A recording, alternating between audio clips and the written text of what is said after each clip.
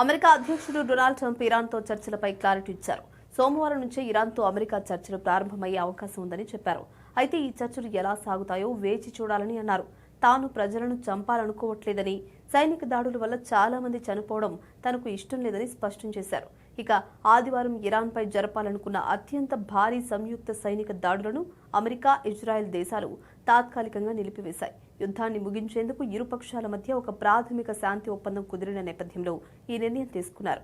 ఇదిలా ఉంటే తాజా చర్చల సందర్భంగా అమెరికా ప్రధానంగా 2 షరతులను ఇరాన్ ముందు ఉంచింది. ఒకటి, ప్రపంచ చమురు రవాణాకు అత్యంత కీలకమైన హార్ముజ్ జలసంధిని తక్షణమే పూర్తి స్థాయిలో తెరవాలి. రెండవది, అణు ముప్పు నివారణ. ఇరాన్ తన అణ్వాయుధాల అభివృద్ధిని నిలిపివేసి పూర్తి స్థాయిలో అణు నిరాయుధీకరణకు అంగీకరించాలి. మరోవైపు ట్రంప్ వ్యాఖ్యలను ఇరాన్ ప్రభుత్వ అధికారిక మీడియా వర్గాలు తోసిపుచ్చాయి. తాము దాడులను ఆపాలని అమెరికాను వేడుకోలేదని, ట్రంప్ చెప్తున్నవన్నీ అబద్ధాలని కొట్టిపారేశాయి. అయినప్పటికీ ప్రత్యర్థుల నుంచి వచ్చే ఎలాంటి వ్యూహాత్మక చర్యలనైనా ఎదుర్కొనేందుకు తాము అప్రమత్తంగా ఉన్నట్లు ఇరాన్ రక్షణ శాఖ స్పష్టం చేసింది.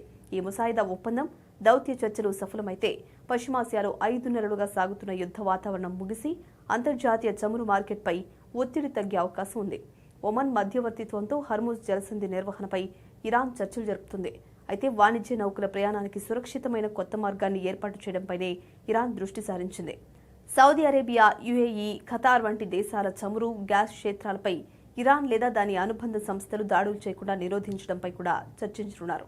లెబనాన్లో కాల్పుల విరమణ, ఎర్ర సముద్రంలో హౌతీ తిరుగుబాటుదారుల సముద్ర దిగ్బంధనాన్ని సడలించడం వంటి అంశాలు కూడా ఈ విస్తృత చర్చల్లోకి పరిధిలోకి వచ్చే అవకాశం ఉంది.